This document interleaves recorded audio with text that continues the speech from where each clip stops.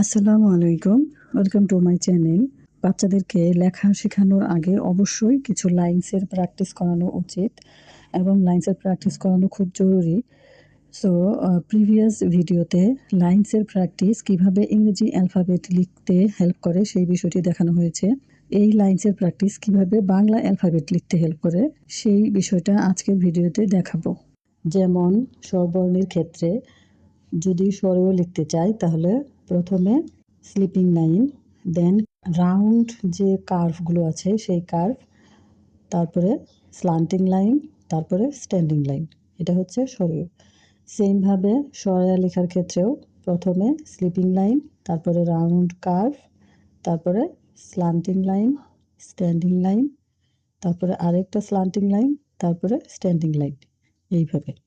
তবে বাংলা বর্ণমালা বেশিরভাগই কার্ভ লাইন দিয়ে লেখা। স্ট্যান্ডিং, স্লিপিং বা স্লান্টিং লাইনের সাথে সাথে বর্ণমালাতে কার্ভ অবশ্যই আছে।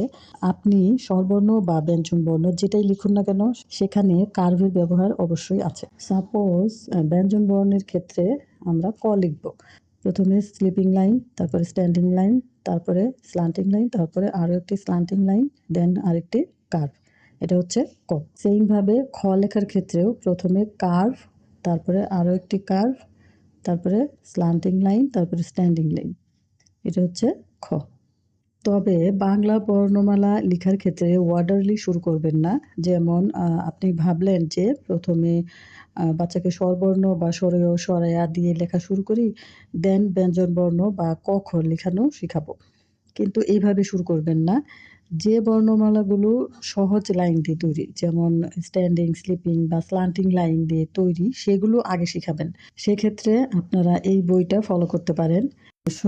লিখতে শিখি প্রাক প্রাথমিক শিক্ষা। এই বইটি কিন্তু খুবই ভালো। এই বইটিতে প্রথমে কিছু লাইনসের প্র্যাকটিস দেওয়া আছে, এরপরে সহজ লাইন দিয়ে যে বর্ণমালাগুলো তৈরি সেগুলো দেওয়া আছে। এখানে কিন্তু ওয়ার্ডারলি বর্ণমালা লেখা দেওয়া নেই, যেমন ক খ বা স্বরীয় স্বরা, অর্থাৎ স্বরবর্ণ বা ব্যঞ্জন বর্ণ সিরিয়ালি লেখা নেই। যে বর্ণগুলো সহজ লাইন দিয়ে তৈরি সেগুলো প্রথমে দেওয়া আছে এবং যেগুলো একটু কঠিন বা কার্ভের ব্যবহার বেশি সেগুলো পরে দেওয়া আছে। যেমন এখানে প্রথমে যে বর্ণটি দেওয়া আছে সেটি হচ্ছে ব বর্ণ। যেমন ব বর্ণতে প্রথমে এখানে দেওয়া আছে স্লান্টিং লাইন, তারপরে একটি স্লান্টিং লাইন, তারপরে স্ট্যান্ডিং লাইন। এই যে বর্ণটা এটা কিন্তু সহজ লাইন দিয়ে লেখা, সেই জন্য এই বর্ণটা প্রথমে দেওয়া আছে। তারপরে ব এর পরে দেওয়া আছে ধ বর্ণ, তারপরে দেওয়া আছে ক বর্ণ।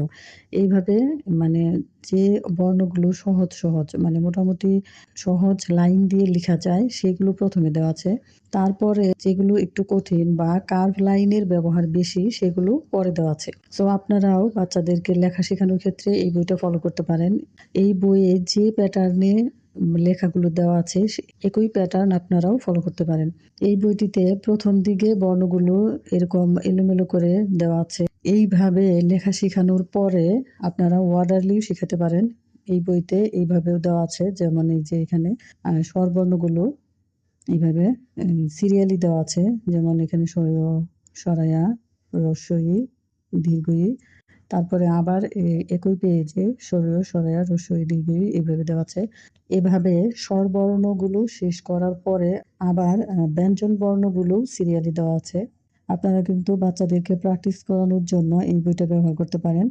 এছাড়াও বাচ্চাদেরকে সংখ্যা শেখানোর জন্য আপনারা এই বইটি ব্যবহার করতে পারেন। এই বইয়ে সংখ্যার উপরেও প্র্যাকটিস দেওয়া আছে। এই যে এখানে ১ থেকে ১০ পর্যন্ত সংখ্যা দেওয়া আছে। এইখানে প্র্যাকটিসের মাধ্যমে আপনারা বাচ্চাদেরকে সংখ্যাও শেখাতে পারেন।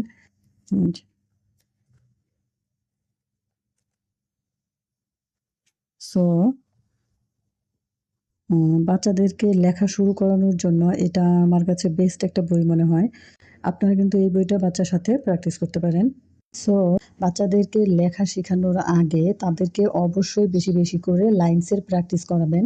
বিশেষ করে বাংলা বর্ণমালা লেখার ক্ষেত্রে বাচ্চাদেরকে কার্ভের প্র্যাকটিস বেশি বেশি করে করাবেন।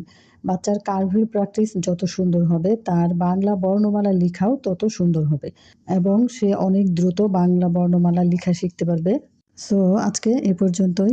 আই হোপ ভিডিওটি আপনাদের কাছে হেল্পফুল লেগেছে। ভিডিওটি ভালো লাগলে শেয়ার করতে পারেন এবং আপনি চাইলে আমাদের চ্যানেলটি সাবস্ক্রাইব করতে পারেন। Thank you so much for watching.